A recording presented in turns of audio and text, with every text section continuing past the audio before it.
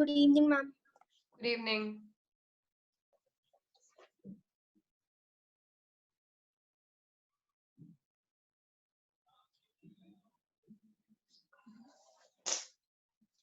क्या हो रहा है? कैसे हार गए? Yes, ma'am. कैसे हार गए बच्चे लोगों? मैम मैं कैसे हारी वो मुझे नहीं पता। चल अच्छा रहा था, लास्ट में मेरी पक्की 3-4 गोटी 2-3 गोटी कट गई। अच्छा। पक्की की पक्की कटी। ओके।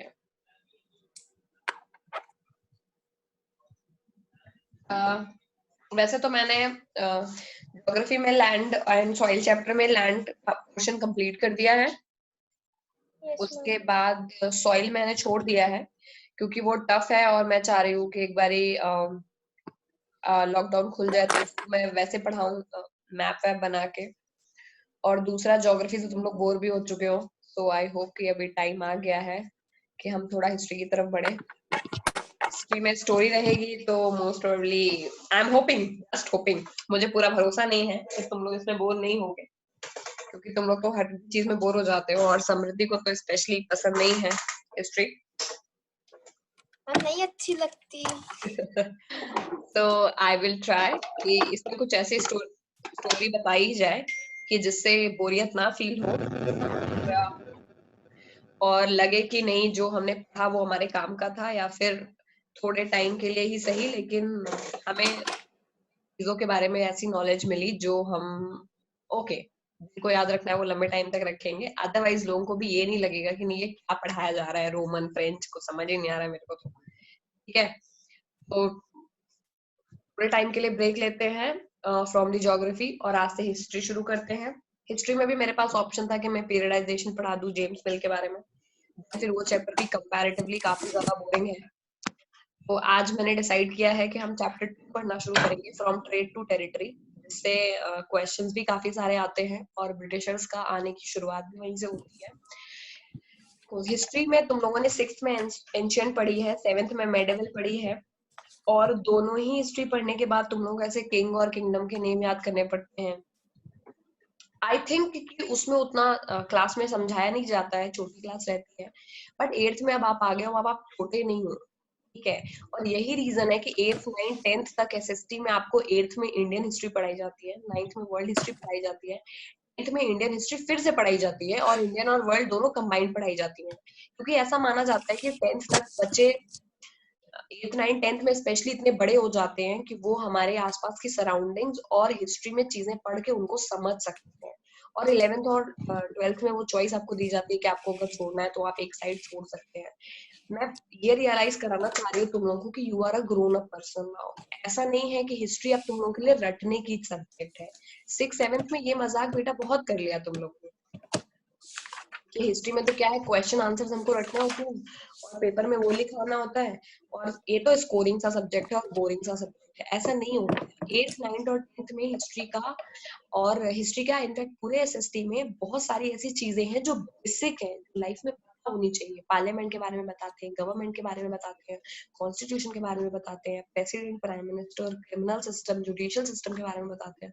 अगर आपने ये यहाँ नहीं सीखा और अगले 2 सालों में नहीं सीखा तो 11th 12th में तो आप बहुत सारे लोग आप में से साइंस ले लेंगे, वो बेसिक चीजें फिर कभी पता नहीं चल पाती हैं। और थ्रू आउट द लाइफ लोग स्टूपिड की तरह बिहेव करते रहते हैं, उनको ये भी नहीं पता होता कि गवर्नमेंट में कौन कहाँ कैसे इलेक्ट होता है। और वो एक जनरल नॉलेज है, अवेयरनेस के लिए बहुत जरूरी है। और जिनको आगे इसमें करियर बनाना है, आईएएस पीसीएस जिनको बनना है, जिनको ब्यूरोक्रेसी में जाना है, या जिनको क्या बोलते हैं एम्बेसडर्स वगैरह, फॉरेन एम्बेसडर बनना है, जिनको थिंक टैंक में जाना है, जिनको रिसर्च में जाना है, उनके लिए तो बहुत ही ज्यादा जरूरी है ये सब्जेक्ट, ठीक है। आज देखो हिस्ट्री का स्पेशली वो पोर्शन जिसको हम मॉडर्न बोलते हैं, ये बहुत एंटरटेनिंग है क्योंकि सारे ही लोग ये जानना चाहते हैं कि अगर इंडिया इतना रिच था तो अचानक से ब्रिटिशर्स कैसे आए और कैसे आकर के उन्होंने कंट्रोल कर लिया।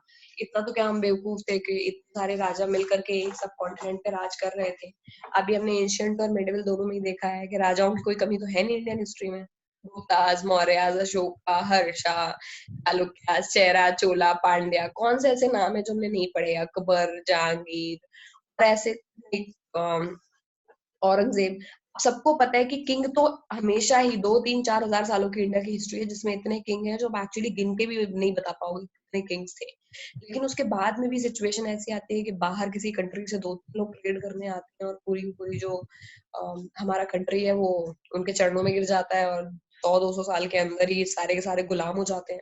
इतने सारे प्रिंसली स्टेट, इतनी अच्छी लोकेलिटी, इतना रिच स्टेट, और बस कुछ लोग आए और हम गुलाम बन गए। ये हिस्ट्री हमेशा ही बहुत एंटरटेनिंग है ये जानने के लिए कि कैसे हम ट्रैप में फंसे और कैसे ट्रैप में फंसना हमें नहीं चाहिए था। आज से हम ये शुरुआत करने जा रहे हैं, फ्रॉम ट्रेड टू टेरिटरी में पढ़ाना शुरू कर रही हूँ। किसी को ये पता है, किसी के स्कूल में ट्रेड टू टेरिटरी अगर पढ़ा दिया गया है, तो क्या मुझे ये बता सकते हो कि सबसे पहले इंडिया में कौन आया था foreigner? Ma'am Portuguese. Okay, name? Ma'am ma'am जो पोर्टुगीज में आया, नाम तो होगा ना बेटा कोई उनका? Ma'am Vasco the gamma. Vasco D gamma, right. ऐसा है कि अगर हम 17वीं सेंचुरी से पहले के वर्ल्ड मैप को देखें तो उस समय पे बहुत ज्यादा एडवांस शिप नहीं होते थे। एडवांस शिप ना होने की वजह से लोग बाहर यानी वाटर में ट्रेवल करने से बहुत डरते थे। और सबको ही पता है, मैंने ज्योग्राफी में बताया है कि अर्थ का 70% हिस्सा वाटर है।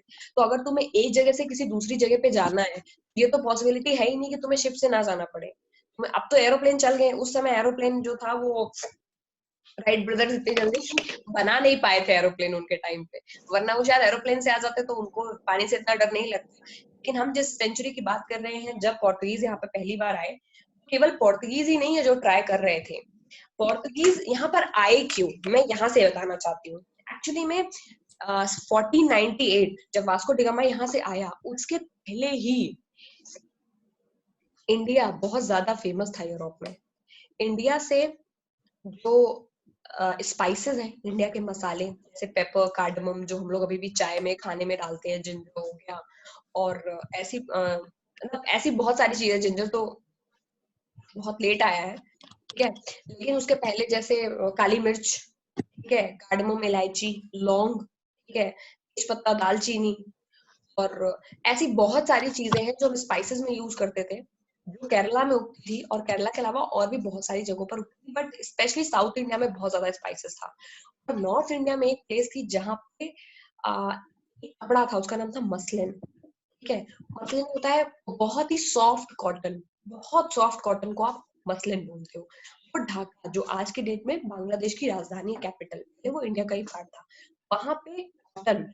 और उसके अलावा सूरत, बड़ौदा, ये 2-3 जगह ऐसी थी। सूरत में आज भी सूरत कॉटन के लिए फेमस है, सूरत हो गया। उसके अलावा तो सूरत कॉटन के लिए, ढाका मसलिन के लिए, और भी बहुत सारी ऐसी साउथ की सिटीज हैं जो स्पाइसेस के लिए फेमस थी। हम 2-3 चीजें अगर याद रखें कि ठीक है, केरला स्पाइसेस के लिए फेमस था, वेस्ट बंगाल वाला रीजन कॉटन और मसलिन के लिए फेमस था। और इसके अलावा ये दोनों चीजें, सॉल्ट पेपर एक चीज होती है, सॉल्ट पेपर, वो भी हम बहुत बेचते थे बाहर के लोगों को। वो लोग बहुत ज्यादा अट्रैक्टेड फील करते थे क्योंकि उनके वहां वो स्पाइसेस नहीं होते हैं। जब हमारे यहाँ के स्पाइसेस उनके यहाँ खाने में पड़ते थे, दे यूज टू थिंक यार ये नया ही फ्लेवर हमारे खाने में आ गया। उसके पहले से ही लोगों इंडिया के बारे में पहुंचने से पहले इंडिया का नाम पहुंच गया यूरोप में, ठीक है। यूरोप सबको पता है, इंडिया के ऊपर चाइना और उसके साइड में रशिया पड़ता है, और उधर पूरा यूरोप एक कॉन्टिनेंट है जहाँ पे आज के टाइम पे Britain, France, Germany, Italy, Belgium, ये सारी कंट्रीज पड़ती हैं, ठीक है। तो उसके नीचे पुर्तगाल और स्पेन पड़ता है।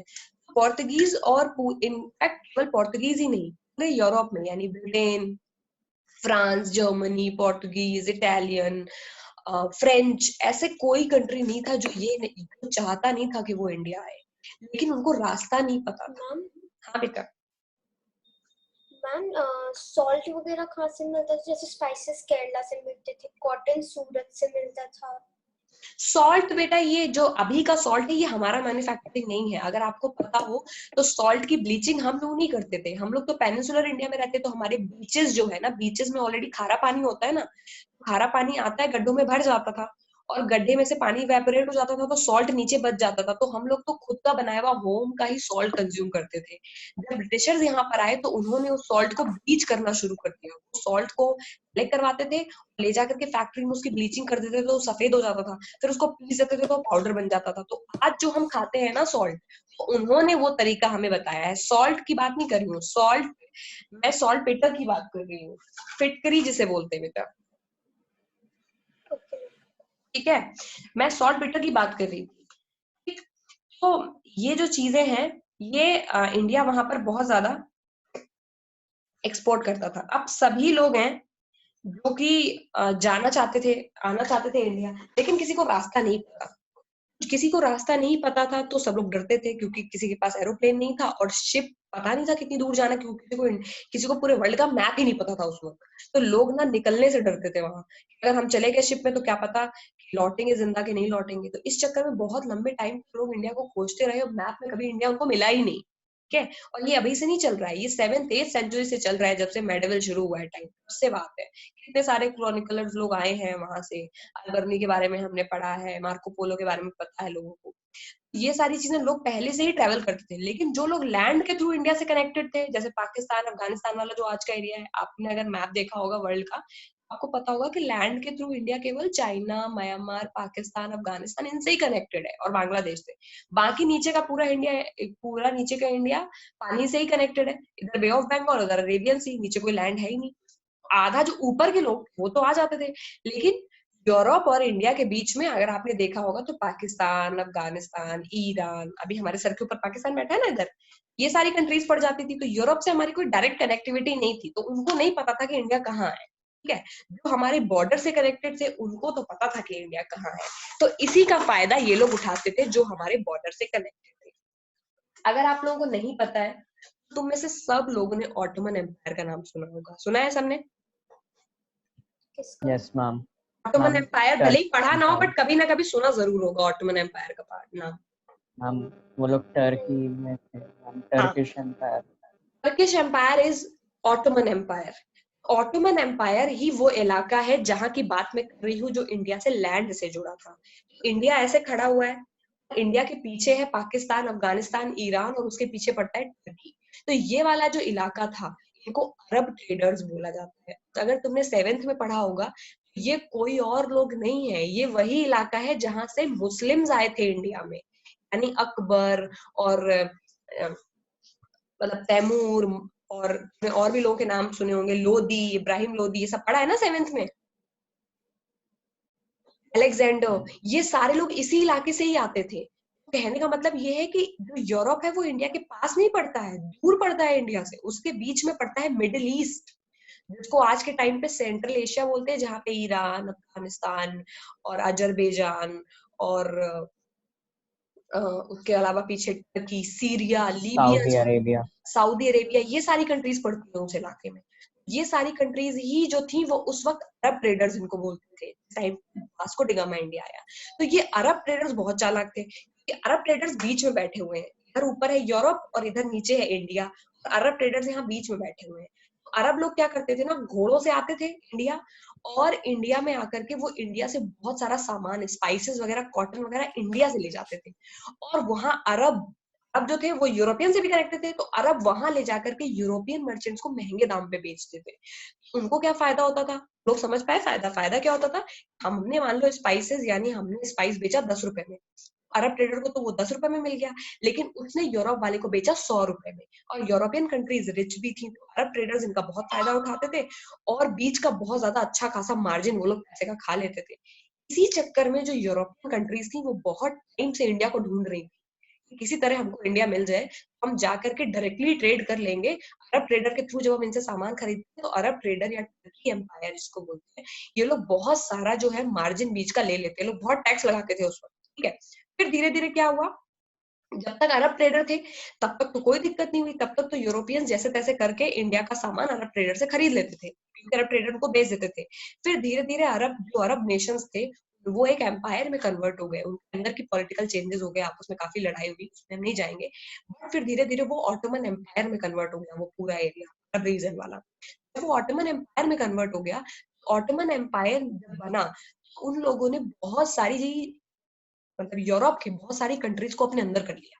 मतलब समझ रहे हो, जब उन्होंने एम्पायर बनाया, उन्होंने यूरोप की बहुत सारी कंट्री, इटली और ग्रीस, उनको अपने कंट्रोल में ही कर लिया।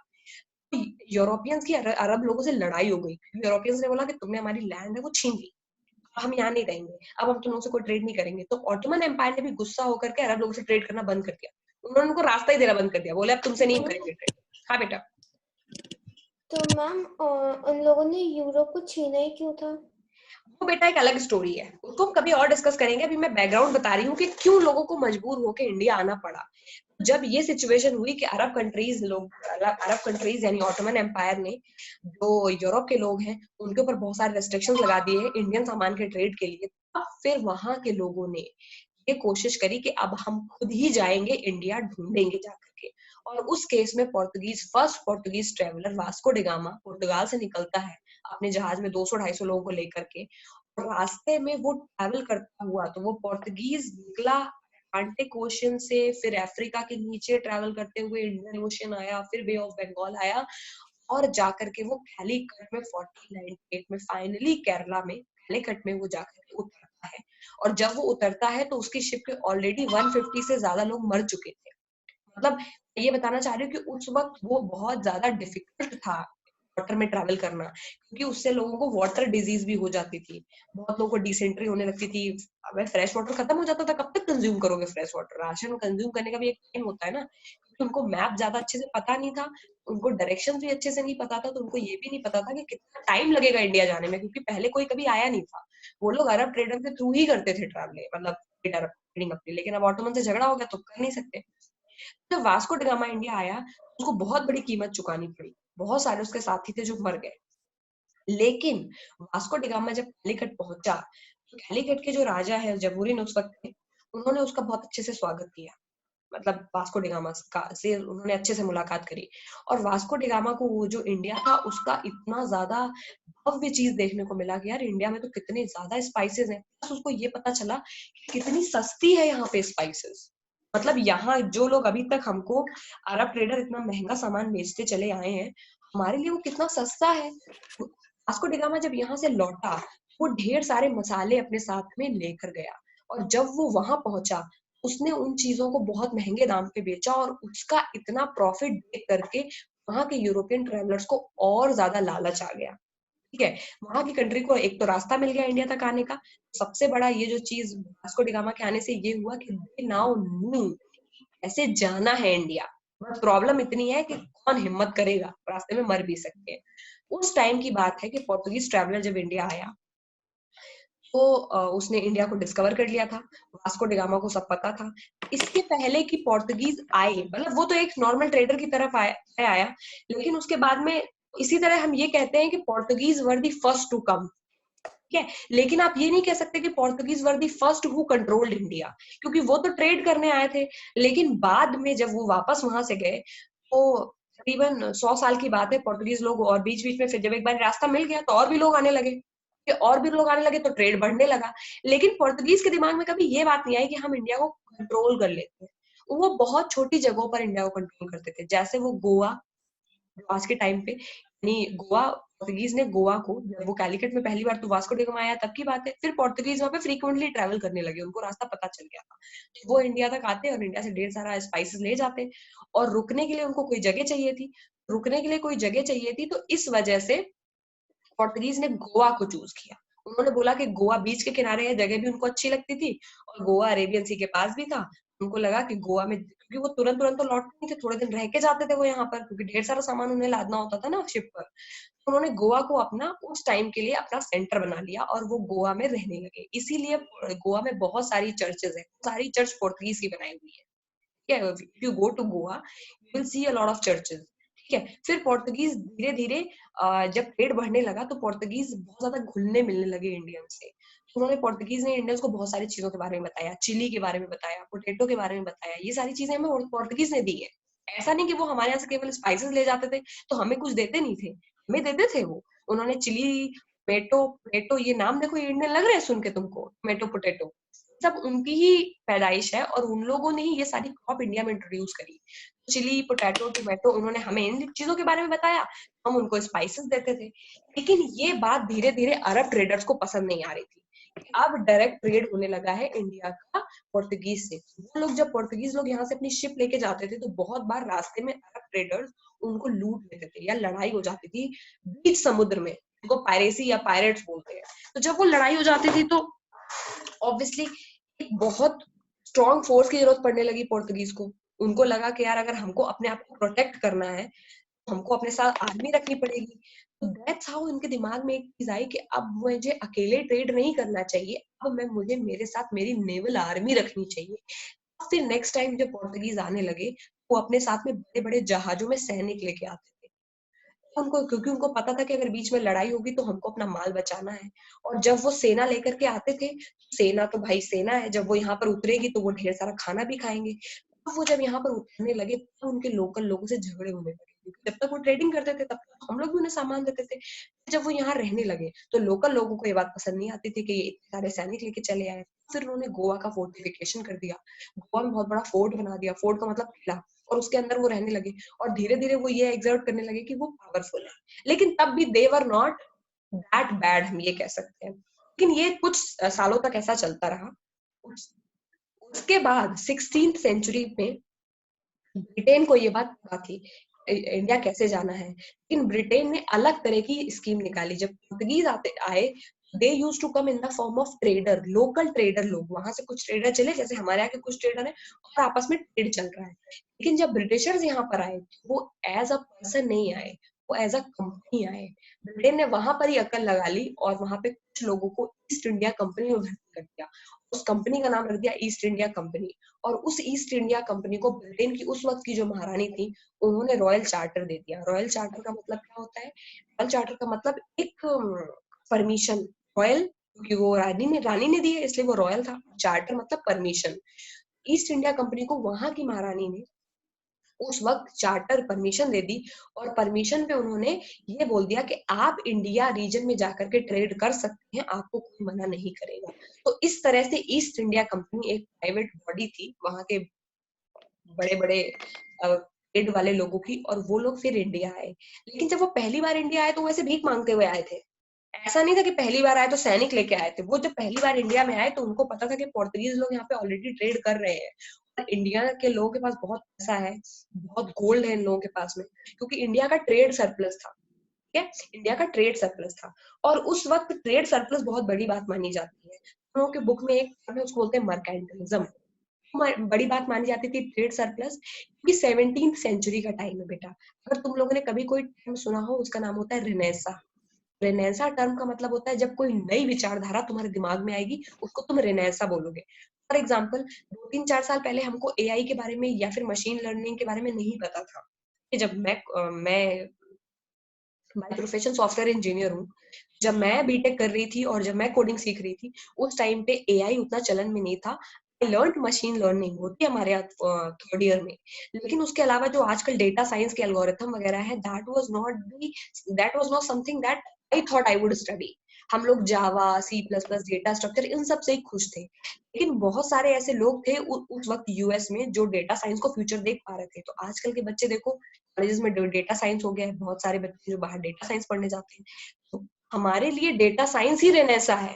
रेनेसा का मतलब जब कोई नई चीज आप सीखते हो, अचानक से आज कोई ऐसी चीज बनाने लगे कि तुम लोग को कुछ पढ़ने की जरूरत ना पड़े, ऐसे करके तुम्हारे सर पर हाथ फेर दिया जाए और सारा का सारा जो बुक का कंटेंट है तुम्हारे दिमाग में लोड हो जाए। उनको आज ही मजाक लग रहा होगा, उस वक्त लोगों को मजाक ही लगता था कि कोई हवाई जहाज ही बना सकता है क्या, कोई ऐसी चीज बनाएगा क्या जिसमें कोई उड़ जाए, ये तो कहाँ पॉसिबल है, क्योंकि उन्होंने कभी देखा नहीं था। उनको वो मजाक लगता था। लेकिन नई बातें थी, नई विचारधारा थी, तो इसलिए उसको रेनेसा बोलते हैं। रेनेसा का मतलब समथिंग अननोन, चीजों को क्वेश्चन करो ये क्यों हो रहा है। वो वाला पीरियड था, वो वाला पीरियड ब्रिटेन में चल रहा था और ब्रिटेन के लोग हर चीजों के बारे में बहुत ध्यान से सोच रहे थे, पढ़ रहे थे। कोई वहां पे स्टीम इंजन बना रहा था, कोई वहां पे पावर इंजन बना रहा था, कोई वहां पे बल्ब बना रहा था, एडिसन का नाम तो सबने ही सुना है, कोई वहां पे टेलीफोन बना रहा था। These people were very good in science. हम ट्रेड में अच्छे थे, हमारे पास स्पाइसेस बहुत ज्यादा थे, हमारे पास कॉटन बहुत अच्छा था, हमारे पास पैसा बहुत ज्यादा था, बट हम साइंस में उनके जितने नहीं थे। उस समय ब्रिटेन में एक थिंकिंग चलती थी, उसका नाम था मर्केंटलिज्म। और मैंने इसलिए बताया ना वहाँ की चीजों के बारे में कि वहाँ क्या चल रहा था, क्योंकि यही चीज है जो ये बता पाएगी कि ब्रिटेन ऐसा क्यों सोच रहा था मर्केंटलिज्म के बारे में। मर्केंटलिज्म बेटा एक फिलॉसफी है। फिलॉसफी का मतलब मर्केंटलिज्म एक सोच है, सोच। मर्केंटलिज्म ये कहती है कि कोई भी इंसान रिच तब हो सकता है जब वो जितना खाता हो उससे ज्यादा उगाता हो। फॉर एग्जाम्पल, अगर मैं हर रोज 4 किलो आटा मेरे घर में खाती हूँ, तो अगर मेरे खेत में 10 किलो आटा बन रहा है, तो मैं मर्केंटलिज्म की फिलॉसफी में अच्छी ट्रेडर हूँ। मर्केंटलिज्म ये कहती है कि जितना आप खाते हैं उससे ज्यादा आपको प्रोड्यूस करना चाहिए, और जितना आप खर्च करते हैं उससे ज्यादा आपको कमाना चाहिए। और जो लोग ऐसा करते हैं वो लोग रिच हैं। समझ गए? आज के टाइम पे तो ये तुम लोग क्या कॉमन सेंस लग रहा है मैम, ये तो सही बात है। जितना आप खाते हो उससे ज्यादा कमाते हो तो आप रिच हुए। ये तुम लोगों ने ऐसे नहीं सीखा है, तुम 21st सेंचुरी में हो, 2021 में हो, ये सारी चीजें अब कॉमन हो चुकी हैं, जैसे एरोप्लेन कॉमन है। लेकिन उस टाइम के लोगों के लिए बहुत बड़ी बात थी ये बात सोच पाना। उनको जब ये पता लगा तो उनको लगा अच्छा वो कंट्री बहुत रिच होगा जिस कंट्री के लोग एक्सपोर्ट ज्यादा करते हैं और इंपोर्ट कम करते हैं। एक्सपोर्ट का मतलब जो आप दूसरी कंट्री को बेचते हो और पैसा कमाते हो, और इंपोर्ट का मतलब जो आप दूसरी कंट्री से खरीदते हो। इंडिया क्या करता था? इंडिया बहुत कम सामान बाहर के लोगों से लेता था, क्योंकि सब कुछ इंडिया में उगता था, उनको जरूरत ही नहीं थी किसी की। और इंडिया बहुत ज्यादा सामान बाहर एक्सपोर्ट करता था, कॉटन, स्पाइसेस, सॉल्ट, और भी ओपियम, टी, बहुत सारी ऐसी चीजें जो इंडिया बाहर एक्सपोर्ट करता था, और इंडिया बहुत कम चीजें हैं जो वहां से इंपोर्ट करता था।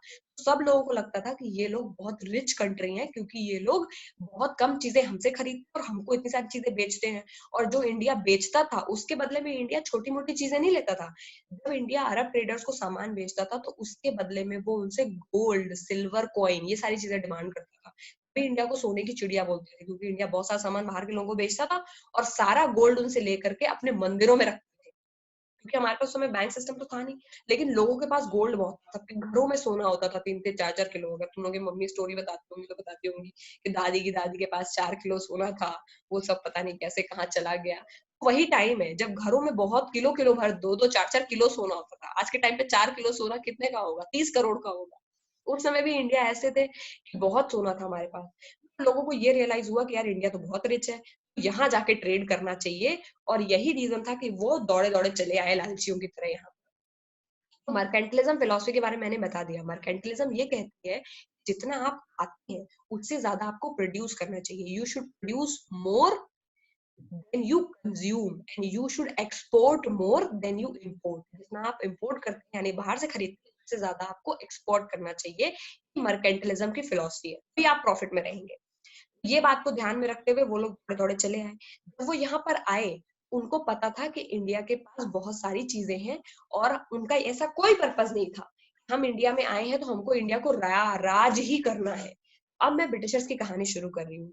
पोर्तुगीज के बाद में 1608 में ब्रिटिशर्स पहली बार इंडिया आए। ठीक है, वो पहली बार इंडिया आए तो उस समय इंडिया में किंग थे जहांगीर। जहांगीर किसके बेटे हैं? अकबर के। उस समय इंडिया में जहांगीर किंग थे। और फर्स्ट टाइम जब ब्रिटिशर्स यहाँ पे आते हैं तो उनके जो कैप्टन है उनका नाम है विलियम हॉकिंस। विलियम हॉकिंस 1608 में वहां से चले तो 1609 में वो इंडिया आए। आकर के उन्होंने जहांगीर के दरबार में गए, और जहांगीर के दरबार में उन्होंने जाकर के क्वीन का वो रॉयल चार्टर उनको दिखाया, ये हमको क्वीन ने दिया है और आप इस पर मोहर लगा दीजिए ताकि हम यहाँ पे ट्रेड करने लगे। जहांगीर भी उसको लगा के बाहर के लोग आए, हम लोग क्या थे? सच्चे दिल के अच्छे लोग। हमको तो पता ही नहीं कि हमको लूट ले आए। हमको लगा अरे उतने दूर से आप चल करके यहाँ तक ट्रेड करने आए, हम आपको मना कैसे कर सकते हैं। जहांगीर ने उनको परमिशन दे दी। उस समय किंग की परमिशन बहुत बड़ी बात थी, और उस समय किंग की परमिशन को फरमान बोला जाता था।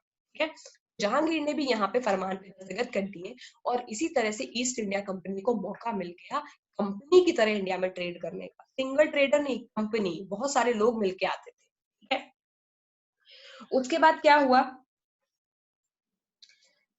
हाँ, हाँ, अभी इतना तक सबको समझ में आया? मैम ईयर वापस बताना जहाँ पे ब्रिटिशर पहले आए थे। ब्रिटिशर्स सबसे पहले मैंने 1498 में आपको वास्को डिगामा के बारे में बताया। ठीक है, Yes, वास्को ma'am. गामा के बारे में जो कहानी थी वो मैंने बता दी, और मैंने ये बताया कि पुर्तगीज जो है वो लोकल लोगों से ही ट्रेड करते थे, और उन्होंने अपना जो मेन एरिया था वो गोवा बना रखा था। यहाँ पर पुर्तगीज की जो कहानी है वो खत्म हो जाती है। जैसे कैलिकट फर्स्ट सिटी है जहाँ पे वो गए, मैंने बताया ना वास्को डी गामा कैलिकट में उतरा, कैलिकट फर्स्ट सिटी है जहाँ पर वो उतरे इंडिया में। उसके अलावा गोवा, कैलिकट, दमन दीव, यही सब उनके इलाके हैं पुर्तगीज के। उसको उतने में ही ट्रेड Yes, करते ma'am. थे और थोड़ा फोर्टिफिकेशन करते थे। नेक्स्ट लोग जो इंडिया में जो मेन है जो आए, उस पोर्टुगीज के बाद में तुरंत ब्रिटिशर्स नहीं आए। पोर्टुगीज के बाद में डच आए, डच के बाद में फ्रेंच आए, फ्रेंच के बाद लास्ट में ब्रिटिशर्स आए।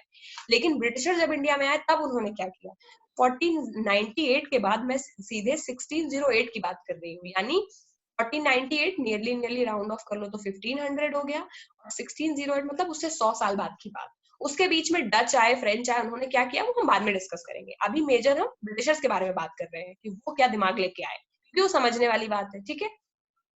Okay, ma'am. 100 साल के बाद जब इंग्लिश इंडिया आए यानी ब्रिटिशर्स इंडिया आए, तो वो सबसे पहले उस वक्त जहांगीर एम्परर थे। वो जहांगीर के कोर्ट में गए और उन्होंने जाकर के बोला कि हमको रॉयल फरमान मिला हुआ है इंग्लैंड की रानी से, ठीक है। क्वीन विक्टोरिया थी उस वक्त, हाँ क्वीन विक्टोरिया थी शायद। तो उन्होंने उनको रॉयल फरमान दे दिया और जहांगीर ने उनको अलाउ कर दिया। इस तरह से उनको मौका मिल गया, और 1608 में उन्होंने सूरत में फर्स्ट टाइम अपनी फैक्ट्री बनाई। ब्रिटिशर्स ने धीरे धीरे अपनी फैक्ट्री बनाना शुरू कर दिया जब उनको रॉयल फरमान परमिशन मिल गई। हम उसके आगे पढ़ेंगे कि कैसे कैसे ब्रिटिशर्स इंडिया आए और कैसे उन्होंने किया। इतनी बात पे किसी को डाउट है? No, ma'am.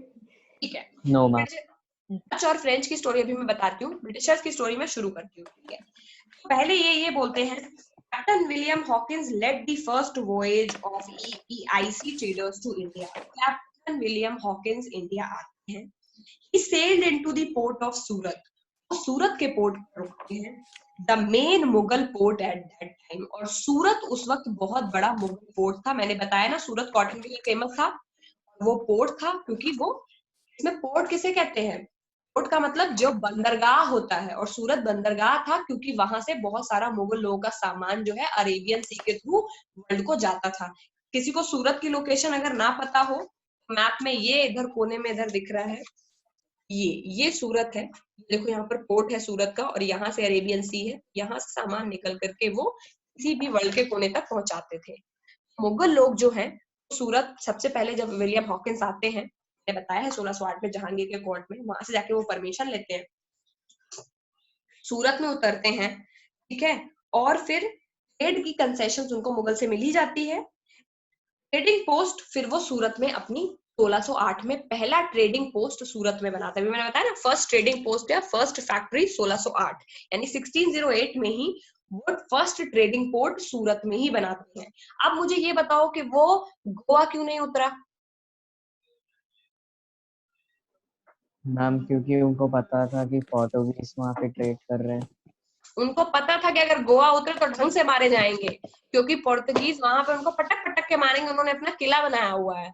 इसीलिए वो जानबूझ के सूरत उतरा, और सूरत उतरने के बाद में जहांगीर के कोर्ट में गया, वहां से उसने परमिशन ले ली इनका रॉयल फरमान दिखा के, और पहला पोर्ट ब्रिटिशर्स ने सूरत में बना लिया।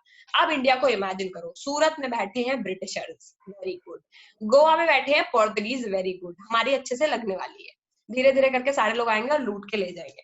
उसके बाद क्या हुआ, फिर ये 1608 की बात है, फिर धीरे धीरे कंपनी ट्रेड करने लगी, क्योंकि वो पहले कंपनी है, अभी ब्रिटिश गवर्नमेंट नहीं आई है इंडिया, अभी बस कंपनी उन्होंने एक भेजी है, ठीक है। वो कंपनी ट्रेड करने लगी। नेक्स्ट इंसान 1615 में एक दूसरा इंसान है, उसका नाम है Thomas Roe. Thomas Roe arrived in India in 1615। 7-8 सालों के बाद जब ऑलरेडी विलियम हॉकिंस आ गए हैं और सूरत में उन्होंने अपना पोस्ट बना लिया है, उसके 8 साल के बाद में थॉमस रो इंडिया आते हैं as the English ambassador to the court of Jahangir. और फिर जो थॉमस रो है उनको इंग्लिश एम्बेसडर की तरह भेजा जाता है जहांगीर के कोर्ट में। एम्बेसडर क्यों? एम्बेसडर का मतलब होता है राजदूत। पुराने जमाने में उनको दूत भी बोलते थे। तो एक किंग दूसरी किंग के पास पहुंचाते थे ना, बड़ी सी चिट्ठी लेके जाता है, पढ़ता है वो। अगर किसी ने चंद्रगुप्त मौर्य अशोका बाई चांस अगर देखा हो टीवी सीरियल वगैरह में, तो होता नहीं है पंडित टाइप का आदमी जो हमेशा एक ऐसे लिए रहता है लिफाफा, और दूसरे किंग के कोर्ट में जाके खोल खोल के पढ़ता रहता है, उसको एम्बेसडर बोलते हैं। वो ब्रिटेन के लोगों ने एम्बेसडर भेजा थॉमस रो को बना करके जहांगीर के कोर्ट में कि जाओ हमारा संदेश लेकर के जाओ जहांगीर के पास। के संदेश में क्या लिखा है, फिर वो 3-4 साल तक 1619 तक वो इंडिया में रुकता है और जहांगीर से रॉयल फरमान लेता है। जहांगीर ने रॉयल फरमान में क्या है जिक्र, सोचो, इमेजिन करो क्या होगा रॉयल फरमान में। सारे मतलब रॉयल लोग बैठे हुए होंगे। ना ना, वो रॉयल फरमान का मतलब जहांगीर से कोई चीज मांग रहे हैं, आप क्या मांग रहे होंगे? Ma'am India. इंडिया मांगेंगे, जहांगीर लटका नहीं देगा। वो बहुत ट्रेड चालाक करने लोग के हैं। लिए। क्या करने के लिए बेटा? ट्रेड। हाँ, ट्रेड करने के लिए। जब वो 1608 में विलियम हॉकिंस आया तो उसने जहांगीर को बोला कि मेरे को सूरत में फैक्ट्री लगानी है। जहांगीर ने बोला ओके।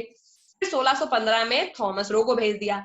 थॉमस रो ने बोला कि हमको सूरत के अलावा और जगह भी फैक्ट्री लगाने की परमिशन दे दो। देख रहे धीरे धीरे लोग क्या कर रहे हैं। थॉमस रो ने बोला कि हमको परमिशन चाहिए कि हम सूरत के अलावा और जगह भी फैक्ट्री लगा सकें और इंडिया के साथ ट्रेड कर सकें। ठीक है, और वो और जगहों के नाम क्या थे? वो और जगहों के नाम है बरोच और अहमदाबाद। सूरत उन्होंने पकड़ लिया, उन्होंने गुजरात को पकड़ लिया, क्योंकि केरला और कर्नाटका तो पुर्तगीज पहले ही ले गए। कर्नाटका के 2-4 इलाके, कराईकाल, गोवा, कर्नाटका के अंदर ही गोवा पड़ता है, तो गोवा, कराईकाल, माहे, ये सब पुर्तगीज ले जा चुके हैं। दमन एंड दीव भी ले लिया है पुर्तगीज ने अभी उनके पास में, और केरला कालीकट है ही पुर्तगीज के पास, तो उनके पास बस एक ही इलाका बचा है, गुजरात वाला। तो गुजरात में सूरत में उतरते हैं ब्रिटिशर्स और धीरे धीरे सूरत, बड़ौदा, अहमदाबाद, इन सारी जगहों पर फैक्ट्री लगाने की परमिशन मांगते हैं। बताओ जहांगीर ने क्या किया होगा? मैम परमिशन दे दी होगी। जहांगीर ने परमिशन दे दी, क्योंकि वो तो सीधा आदमी, उसको तो पता ही नहीं। ठीक है, फिर धीरे धीरे ये यहाँ से कार्यक्रम शुरू हो जाता है। वो लोग फैक्ट्री लगाने लगते हैं, धीरे धीरे ट्रेड करने लगे हैं। वो ढेर सारा सामान इंडिया से भर के ले जाते हैं यूरोप, और यूरोप में महंगे दामों पे बेचते हैं, और कंपनी के लोग धीरे धीरे बहुत मुनाफा कमाने लगे। धीरे धीरे ईस्ट इंडिया कंपनी इंग्लैंड की सबसे बड़ी प्राइवेट कंपनी बन गई, यहाँ से सामान ले जा करके। वहां के लोग ब्रिटेन में इलेक्शन लड़ने लगे। ठीक है, जैसे ट्रम्प का किस्सा क्या है कि ट्रम्प पहले तो रिच था नहीं, तो वो रिच हो गया और एक टाइम में उसके पास इतना पैसा आ गया कि उसने प्रेसिडेंट का इलेक्शन ही लड़ लिया। वही हाल ब्रिटेन में ईस्ट इंडिया कंपनी के लोगों का हो गया। जितने भी लोग इंडिया में ट्रेड करने आए थे वो सारे लोग इतने रिच हो गए कि वो पहुंच गए ब्रिटेन, और ब्रिटेन के पार्लियामेंट इलेक्शन में तक वो लोग खड़े हो गए, और उनमें से बहुत सारे लोग बहुत बड़े बड़ी पोजीशन पे पहुंच गए। ये सारी बातें देख करके ब्रिटेन के बाकी लोगों का बहुत दिमाग खराब हुआ। उनको लगा कि यार हमको मौका नहीं मिल पाया, और ईस्ट इंडिया कंपनी के लोगों ने बाजी मार ली। हम यहाँ पे देखेंगे कि और लोग भी आने लग जाएंगे और इंडिया की हालत और खराब हो जाएगी। बाकी सारे लोग लूट खसोट यहाँ पर मचाना शुरू कर देते हैं। साउथ इंडिया में जब जहांगीर से और जगह फैक्ट्री लगाने की परमिशन मिल गई, फिर अंग्रेजों ने पहली फैक्ट्री मसूलीपट्टनम में लगाई। मसूलीपट्टनम आंध्र प्रदेश में है, उसका नाम मछलीपट्टनम भी है वहां पे, क्योंकि मछली का व्यापार होता था। आंध्र प्रदेश में एक जगह है, उसका नाम है मछलीपट्टनम या मसूलीपट्टनम। ब्रिटिशर्स ने जो फैक्ट्री है वो मसूलीपट्टनम पे लगाई, क्योंकि ये जो वेस्ट वाला पूरा कर्नाटका केरला वाला जो बॉर्डर है ये सब तो पुर्तगीज के कब्जे में है, इसलिए वो लोग ईस्ट की तरफ मुड़ने लगे। ईस्ट पता है ना तुम लोगों को इंडिया में? उड़ीसा, आंध्रा और तेलंगाना, ये सारा, और जो वेस्ट बंगाल। हाँ, ये सारी जो ईस्ट में पड़ते हैं स्टेट्स, इसको बोलते हैं ईस्टर्न बॉर्डर। फिर ब्रिटिशर्स ने सोचा कि चलो कोई बात नहीं, ईस्ट वेस्ट गया तो गया, ईस्ट में जाकर के फैक्ट्री लगाते हैं। तब उन्होंने मसूलीपट्टनम को चूज किया और मसूलीपट्टनम में जाकर के उन्होंने अपनी फैक्ट्री लगाई। यहाँ तक ठीक है? Yes ma'am. Yes okay. Ma'am. फिर धीरे धीरे उड़ती वो बढ़ती ही चली गई। पहले मसूलीपट्टनम में उन्होंने आंध्रा में फैक्ट्री लगाई, फिर उन्होंने बालासोर उड़ीसा में फैक्ट्री एक लगाई, फिर उसके बाद उन्होंने बंगाल में एक फैक्ट्री लगाई। और अब पता चल गया हमको कि कैसे बंगाल, बिहार, उड़ीसा ये सब उनके कब्जे में आ गया। अब ब्रिटिशर्स की हालत ये है कि एक फैक्ट्री उनकी सूरत में है, एक फैक्ट्री अहमदाबाद में है, जो कि दोनों गुजरात में है, एक फैक्ट्री उनकी बालासोर उड़ीसा में है, तो उड़ीसा भी उनके कब्जे में आ गया, एक फैक्ट्री उनकी मसूलीपट्टनम में है, तो आंध्रा भी उनके कब्जे में है, एक फैक्ट्री उनकी कैलकाटा में है, तो वेस्ट बंगाल भी उनके कब्जे में है। इतनी सारी जगह उन्होंने फैक्ट्री लगा डाली अपनी, और हर जगह वो ट्रेड करने लगे, और धीरे धीरे ट्रेड करने में वो पोर्तुगीज से आगे निकलने लगे। ठीक है, क्या करते थे वो लोग? पोर्तुगीज लोग भी डरने लगे कि ये लोग हमारा ट्रेड को नुकसान करते हैं। फिर बहुत बार सिचुएशन ऐसी आती थी कि ब्रिटिशर्स में और पोर्तुगीज में आपस में झगड़ा हो जाता था। जब ये लोग बे ऑफ बंगाल से निकलते थे या फिर अरेबियन सी से निकलते थे, यहाँ पर इन लोगों के झगड़े हो जाते थे। और झगड़े वो किस लिए होते थे, क्योंकि कौन ट्रेड करेगा और कौन यहाँ से सामान ले जाके इंग्लैंड बेचेगा, क्योंकि पुर्तगाल भी इंग्लैंड का पार्ट है और ब्रिटेन भी इंग्लैंड का, सॉरी, पुर्तगाल भी यूरोप का पार्ट है और ब्रिटेन भी यूरोप का पार्ट है। दोनों ही कंट्रीज वहां पे जाकर के बेच रही हैं, सबको ज्यादा मुनाफा कमाना है। उन लोगों में बहुत आपस में लड़ाई होने लगी। अब फिर हम देखेंगे कार्नेटिक वार्स की सिचुएशन आ जाती है। तो कार्नेटिक फ्रेंच के लोग हैं, बट धीरे जो पोर्तुगीज लोग हैं वो उतना ज्यादा ब्रिटिशर्स का रेजिस्टेंस बर्दाश्त नहीं कर पाते, बार बार उनकी फ्लीट को ये लोग अटैक करते हैं, बार बार अटैक करते हैं। फिर एक सिचुएशन ऐसी आती है कि पोर्तुगीज अपना जो है ना वो हथियार डाल देते हैं, भाई हमसे अब और नहीं हो पाएगा, हमसे झगड़ा मत करो तुम लोग। उस केस में क्या होता है, पोर्तुगीज लोग जो होते हैं वो अपनी यहाँ की बेटी की शादी इंग्लैंड के प्रिंस से कर देते हैं, और इसी तरह उन दोनों के बीच में समझौता हो जाता है कि हमारी बेटी तुम्हारे घर, अब हम लोग लड़ाई झगड़ा नहीं करेंगे। और उस वक्त बॉम्बे जो है वो दहेज में दिया जाता है। पोर्तुगीज के पास उस वक्त बॉम्बे भी था जब वो लोग ट्रेडिंग कर रहे थे, और फिर उन्होंने बॉम्बे को दहेज में दे दिया ब्रिटेन को। समझ में आ गई बात? उस वक्त भी दहेज चलता था, ठीक है। और उन लोगों के बीच में लड़ाई झगड़ा कम हो गया और ब्रिटेन और पोर्तुगीज अब लड़ाई नहीं कर रहे हैं, लेकिन पोर्तुगीज के पास अब इतनी ताकत नहीं है। इसका मतलब ये नहीं है कि ब्रिटेन पोर्तुगीज को करने दे रहे हैं ट्रेड। उन्होंने 2-4 इलाके जो उनके लिए छोड़ दिए, क्योंकि अब शादी हो गई दोनों लोगों के बीच में, तो समझौता हो गया कि ठीक है, दमन दीव और गोवा और पुडुचेरी, इन जगह पे तुम लोग कर लो ट्रेड। पुडुचेरी पड़ता है, आज कहाँ पड़ता है पुडुचेरी? तमिलनाडु। 3-4 इलाके मैम हैं तो जो मैम पर पोर्तुगीज के पास। पुडुचेरी तो मैम फ्रेंच के अंडर था ना? जब बेटा स्टार्टिंग में पोर्तुगीज आए थे तो पुडुचेरी उनके पास भी था। Okay ma'am. ओके, तो स्टार्टिंग का, फिर लास्ट में वो फ्रेंच वाले छीन लेते हैं उनसे। जब स्टार्टिंग में जब आए वो लोग पोर्तुगीज लोग ने गोवा, दमन दीव, और उसके बाद गोवा हो गया, दमन दीव, और ठीक है बॉम्बे भी उनके पास में था। फिर क्या हुआ कि पोर्तुगीज की शादी ही उन्होंने कर दी, तो अब उनके पास मेजर इलाके जो हम ये देखेंगे कि अब ये समझो कि पोर्तुगीज की स्टोरी इंडिया में यहाँ से खत्म हो रही है।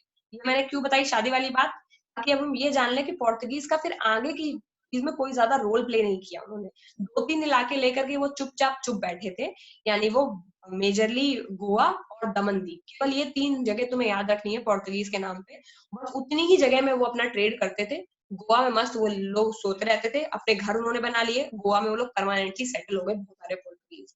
और उन्होंने फिर इंडिया में फर्दर कोई एक्सपेंशन नहीं किया, जैसे ब्रिटिशर्स ने कर मारा कि चेन्नई भी ले लेंगे, दिल्ली भी ले लेंगे, और हमको बंगाल बिहार तो चाहिए ही चाहिए, पूरा इंडिया हम चाहिए हमको ट्रेड करने को, क्योंकि हम बहुत लालची हैं। वो पोर्टुगीज ने नहीं किया।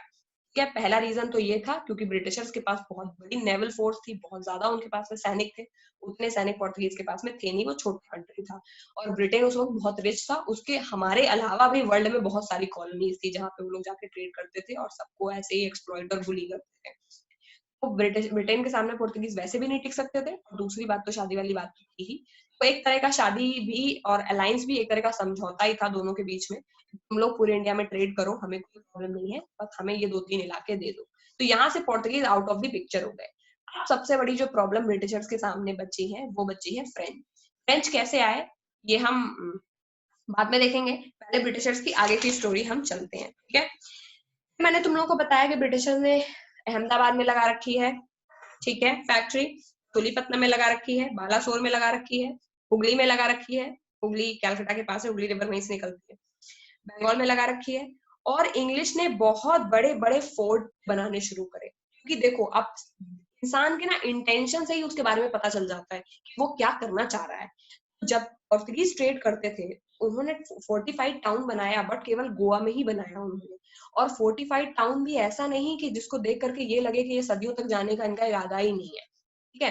लेकिन ब्रिटिशर्स ने जब बनाना शुरू करा तो उन्होंने ऑपरेशनल बेसिस बड़े बड़े फोर्ट बनाने शुरू कर दिए। ऑपरेशन बेसिस का मतलब एक ऐसी जगह जहाँ पे डॉक होगा, पूरा सामान वहां पे लोड होगा, बड़े बड़े वेयर हाउस, बड़े बड़े स्टोरेज हाउस, और बड़े बड़े लोगों को वो वहां से शिप में लाने लगे। यहाँ पर लोगों को में उनको नौकरी दे दी उन्होंने। ऐसा लग रहा है जैसे अपना वो पूरा इंग्लैंड का स्ट्रक्चर उठा करके यहीं लगाना चाह रहे हैं इंडिया में। पूरी फैक्ट्रीज लगा ली उन्होंने, फैक्ट्रीज के आगे उन्होंने फोर्ट बना दिए। तो एक तरफ उनकी फैक्ट्री है और फैक्ट्री के सामने बड़ा सा फोर्ट बनाया है। फोर्ट कुछ और नहीं होता है, फोर्ट इज लाइक किला, और उसके अंदर बहुत सारे घर थे उनके। ऐसा नहीं है कि फोर्ट में बस नाम की चीज है। फोर्ट बड़े बड़े बनाते थे, उसके अंदर बड़े बड़े घर बनाने लगे, उसमें वो लोग रहने लगे। यहाँ के लोगों को लगा कि ये चल क्या रहा है, आप एक तरफ फैक्ट्री लगा ले रहे हो और उसमें भी आप जो मजदूर हैं वो हमको रख रहे हो, और फैक्ट्री जो बड़े बड़े ऑफिसर हैं वो आप ब्रिटेन से ही ला रहे हो, और दूसरी जगह पे आपने इतनी सारी जमीन घेर के अपने घर वहां बना लिए, तीसरा आपने इतने बड़े बड़े स्टोरेज और वेयर हाउसेस बना लिए, और चौथा क्या करते थे वो लोग, जो ब्लैक लोग यानी हम लोग स्किन ब्राउन होती है, उनकी स्किन व्हाइट है, तो उन्होंने ब्राउन और व्हाइट को अलग रहे इस वजह से बहुत जगह पर ब्लैक टाउन बना दिए। यानी वो जो कंपनी लगाते थे, उस कंपनी में जो वो लोग कंपनी खड़ी करते थे, उस कंपनी में जिन लोगों को वो नौकरी देते थे, उन लोगों को एक अलग इलाका ही देते थे रहने के लिए, कि देखो ये फोर्ट है तो मेरा, ये बेटा। तो मैम फिर जो वो लोग थे तो वो ब्लैक टाउन के अंदर घुसते ही नहीं होगे? वो लोग नहीं चाहते थे क्योंकि उनको बहुत अनहाइजीनिक लगता था। मान लो उन्होंने ये फोर्ट बनाया है, तो ये फोर्ट का गेट है, फोर्ट के गेट के ये फोर्ट के गेट के अंदर कोई भी ब्राउन आदमी को एंटर करना अलाउड नहीं है। फोर्ट के गेट के अंदर केवल गोरे लोग ही रहते थे, और फोर्ट के बाहर दूसरी साइड में एक ब्लैक टाउन बना दिया था उन्होंने, और ब्लैक टाउन में हम लोग यानी मजदूरों के लिए घर बनते थे, झुग्गी झोपड़ी जो ये सब होता था। हमारे ही इलाके में, हमारी ही जमीन में बड़े बड़े घर बना के आप रह रहे हो, और अपने इलाके में हम लोगों का आना भी मना कर दिया उन्होंने। उन्होंने इस तरह की चीजें करना शुरू करा, तो यहाँ के राजा लोग हैं, उनको गुस्सा आना शुरू किया कि तुम हमारे कोर्ट में आए, हमने तुमको परमिशन दिया ट्रेड करने का, तुमने दोबारा भीख मांगी, तब हमने तुमको परमिशन दी और जगह फैक्ट्री लगाने की, अब इतने ज्यादा बड़े नेता हो गए कि हमको ही घुसने से मना कर रहे हो। ठीक है, और मैम अगर किसी ने गलती से उधर दूसरे टाउन में चला गया तो फिर? कुछ नहीं, मारते पीटते थे, लाठी वाठी से भगा देते थे। मतलब स्टार्टिंग में वो लोग बुली करते थे, जो जैसे बोलते हैं रेसिज्म ना, वो लोग करते थे। रेसिज्म उनका सबसे बड़ा रीजन बना कि उन लोगों पे कभी इंडियंस को भरोसा नहीं हुआ, क्योंकि अगर वो हम लोगों को इक्वल ट्रीट करते जैसे मुगल्स ने किया। मुगल लोग भी तो इंडिया में कहीं और से ही आए ना, मुगल इंडिया में तो रहते नहीं थे। मुगल लोग ईरान, पर्शिया ये सारे इलाके में रहते थे, लेकिन वहां से आकर के उन लोगों ने हमारे ऊपर अटैक किया। तैमूर के बारे में, चाहे अकबर के पापा जो है हुमायूं, उनके बारे में, हुमायूं के पापा बाबर, उनके बारे में देखो, कहीं भी देखो सारे लोगों ने इंडिया पे अटैक ही किया है, और अटैक करके वहां पे अपनी नई किंगडम बनाई है। लेकिन किसी भी इंसान ने, जो इंडिया के लोग हैं, वो इंडिया के लोगों पर रेसिज्म नहीं किया है कि तुम काले हो हम गोरे हैं, ऐसा कभी भी नहीं बोला। अकबर का जो मिनिस्टर था, सबसे बड़ा प्राइम मिनिस्टर, वजीर जिसको बोलते हैं, वो हिंदू था, उसका नाम टोडरमल था। वो लोग कभी भी इस तरह की चीजें नहीं करते थे कि कास्ट के, रिलीजन के बेस पे हम लोग को सब्जुगेट करने की कोशिश करें, हमको बोले कि तुम कम हो। अभी हम लोगों ने उनको खुले दिल से एक्सेप्ट कर लिया, और फिर अल्टीमेटली वो इंडिया का ही पार्ट हो गए। फिर कोई मुस्लिम नहीं है ना, कोई भेद नहीं है ना इंडिया में मुस्लिम और हिंदू में, क्योंकि वो हमारे ही पार्ट है, क्योंकि उन्होंने हमें कभी अलग ट्रीट नहीं किया। अकबर ने कितनी सारी डोनेशंस मंदिरों को भी दी है, हर एक धर्म को वो इक्वल समझता था। अगर ब्रिटिशर्स ऐसे करते भी कोई दिक्कत नहीं थी, लेकिन जब वो आए तो उन्होंने ब्लैक टाउन अलग बनाया, अपने लिए फोर्ट अलग बनाया, और यही एक रीजन है कि इंडियंस कभी भी उनसे कनेक्ट नहीं हो पाए, क्योंकि उन्होंने हमेशा अपने में और हमारे बीच में एक दूरी बना के रखी, और उन्होंने हमेशा ही बोला कि तुम इंफीरियर हो, हम सुपीरियर हैं, क्योंकि हम इंग्लैंड से आए हैं और वहां पे रेनेसा चल रहा है, हम लोग साइंस में बहुत अच्छे हैं, और तुम लोग गंवार हो क्योंकि तुम लोगों को साइंस नहीं आती। समझ गए? Yes ma'am. तो मैम जहांगीर ने उस पर कोई स्टेप्स नहीं लिए इनको निकालने के लिए? जहांगीर कोशिश करेगा, लेकिन कुछ बचता नहीं है। धीरे धीरे यही स्टोरी पढ़नी है, थर्ड फोर्थ फिफ्थ चैप्टर में। ठीक है, तो जब तक हमें समझ में आता है तब तक ऑलरेडी बहुत देर हो चुकी थी। आगे थोड़ी सी स्टोरी चलते हैं कि धीरे धीरे ब्रिटिशर्स तो अपने पैर फैलाते चले गए, और जहां पर वो अपने टाउन बनाते थे उनका नाम उन्होंने प्रेसिडेंसी टाउन रखा। प्रेसिडेंसी टाउन मतलब ऐसे टाउन जहां पर उनकी सत्ता चलती हो। तो प्रेसिडेंसी टाउन ऑफ, नए टाउन निकल के आते हैं प्रेसिडेंसी। एक है प्रेसिडेंसी ऑफ मद्रास, दूसरा है प्रेसिडेंसी ऑफ बॉम्बे, और तीसरा है presidency of Calcutta. Presidency of Bombay तो उनको दहेज में मिली है, मैंने अभी बताया। Presidency of Calcutta one of the first location है जहां पर उन्होंने फैक्ट्री लगाई है, वो वहां पे उन्होंने बनाई। और एक थी प्रेसिडेंसी ऑफ मद्रास, चेन्नई, जिसमें बहुत झगड़े चले, लेकिन अंत में उन्होंने फ्रेंच से वो छीन ही लिया। पहले प्रेसिडेंसी ऑफ मद्रास फ्रेंच के कंट्रोल में था, बट बहुत सारे झगड़े करने के बाद लड़ाई, कार्नेटिक वॉर चलते रहे। कार्नेटिक वॉर में एंड में जो वॉर हुआ उसमें अल्टीमेटली फ्रांस को मुंह की खानी पड़ी, और ब्रिटिशर्स ने फ्रांस को भगा ही दिया, क्योंकि किसी भी कीमत पे वो फ्रेंच को यहाँ से नहीं, वो किसी भी कीमत पे इंडिया को नहीं छोड़ना चाहते थे। उन्होंने हर एक इंसान से झगड़ा किया है। अफगान वॉर देख लो, या वर्ल्ड में कोई भी और कंट्री के लोग अगर इंडिया आने लगे, समझो ब्रिटिशर्स की झगड़े होने ही है, क्योंकि ब्रिटिशर बाहर के सारे लोगों को इंडिया से मार मार के भगाते थे, और इंडिया के किंग लोगों को मजबूर करते थे कि तुम लोग बाहर के किसी और कंट्री के इंसान को ट्रेडिंग की परमिशन नहीं दो। अगर फ्रेंच और बाकी सारे लोग, बाद में तो उन्होंने हम लोग को इतना मजबूर कर दिया कि हम लोग बाकी किसी और के साथ ट्रेड भी नहीं कर सकते थे। एंड रिजल्ट ये था कि उन्होंने 3 प्रेसिडेंसी टाउन बना लिए, एक है बॉम्बे जो फिलहाल मुंबई है, दूसरा है चेन्नई, उस वक्त मद्रास था, और तीसरा है कैलकटा जो आज भी कैलकटा ही है। ये 3 उनकी प्रेसिडेंसी थी, और वो यानी 3 प्रेसिडेंसी मतलब 3 मेन इलाके, जैसे इंडिया में मेन है कैपिटल, और मेन 4 सिटीज है दिल्ली, बॉम्बे, और मेन सिटीज क्या है? Delhi, Bombay, Chennai and Kolkata. Yes, Delhi, Bombay, Chennai and Calcutta 4 है। तो इसी तरह हर कंट्री में कोई 3-4 मेन सिटी होती है। उन्होंने उस वक्त अपने पूरे ब्रिटिश एम्पायर में 3 मेन सिटी को बनाया। दिल्ली बहुत बाद में बनाई गई है, सबसे पहले उनके पास में कैलकाटा, मद्रास और क्या बोल रही थी मैं, बॉम्बे, ये 3 ही थी। ठीक है, ये बना लिए उन्होंने।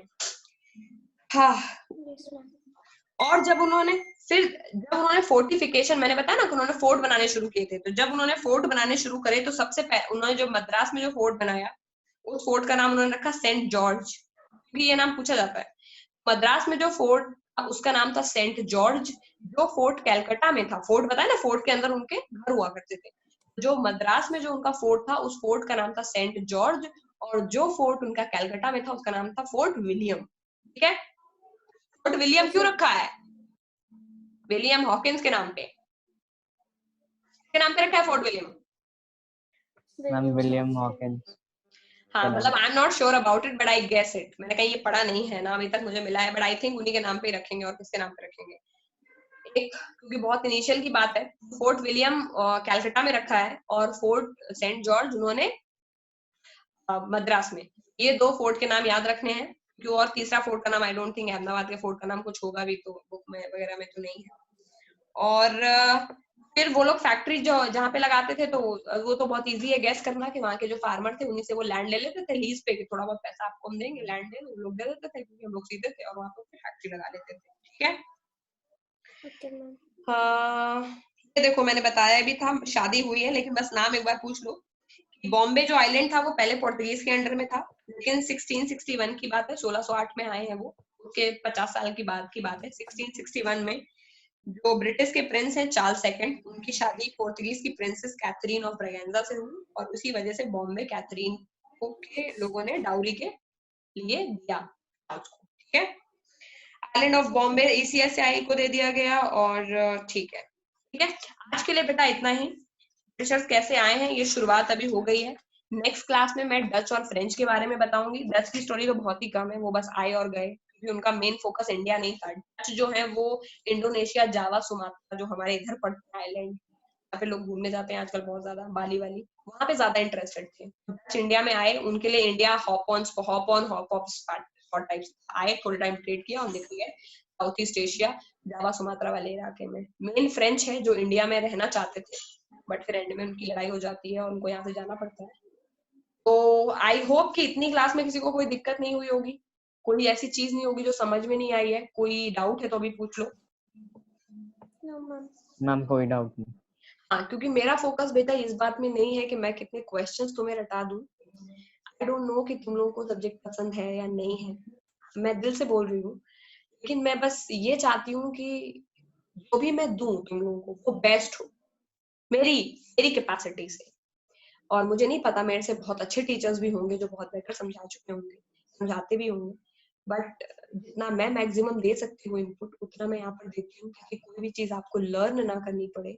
और फ्यूचर में अगर कभी तुम्हें लगे कि तुम्हें क्लास 6 में जाना है, या तुम्हें ब्यूरोक्रेसी है, क्योंकि तुमको पता है कि केवल टेक की और टेक की जॉब अकेली एक ऐसी जॉब है इंडिया में, टेक या फाइनेंस या जिसे हम बीटेक MBA बोलते हैं, उस जॉब में ही केवल आपको SST इंग्लिश मतलब ये SSTs नहीं पढ़नी पड़ती है। उसके अलावा तुम कोई भी जॉब करोगे, चाहे डिप्लोमेट की हो, चाहे ब्यूरोक्रेट की हो, चाहे तुम SSC की हो, बैंकिंग की हो, या कोई भी जॉब हो, हर जॉब में SST पूछी जाती है, क्योंकि लाइफ को कंफर्टेबल बनाने के लिए साइंस की जरूरत है, ये बात ठीक है, क्योंकि अगर AC नहीं होगा तो हमें गर्मी लगेगी, लेकिन जिंदगी जीने के लिए SST की जरूरत है। अगर तुम्हारे पास सोच ही नहीं है तो तुम कुछ नहीं कर सकते। यही रीजन है कि जितने भी बड़े एग्जाम होते हैं, बहुत सारे लोग हैं जो कल DM बनना चाहेंगे, CM बनना चाहेंगे, बहुत सारे लोग हैं जो बहुत बड़ी पोस्ट पे जाना चाहते हैं, सारे लोग चाहें या ना चाहें, लेकिन उनको जिंदगी में हिस्ट्री ज्योग्राफी तो पढ़नी ही पड़ेगी और उस वक्त समझनी पड़ती है। और मैं कोशिश कर रही हूँ कि हम आज से ही समझते चलें, क्योंकि जिंदगी बहुत छोटी है। ऐसा नहीं हो सकता कि आप स्टार्टिंग के 10 साल तक रटते रहें और फिर एंड के 10 साल निकाल दें समझने में। अगर आज मौका मिला है और कोई ऐसा है जो सिखाने को रेडी है, तो you should give it a try. ठीक है, चलो, on that note, considering that तुम लोगों को आज के लूडो गेम में मजा आया होगा, I will be going now and okay, stay healthy, stay safe, okay, and develop a hobby, be happy, and that's it. Hello, bye bye, good night. Bye, Good ma'am. night.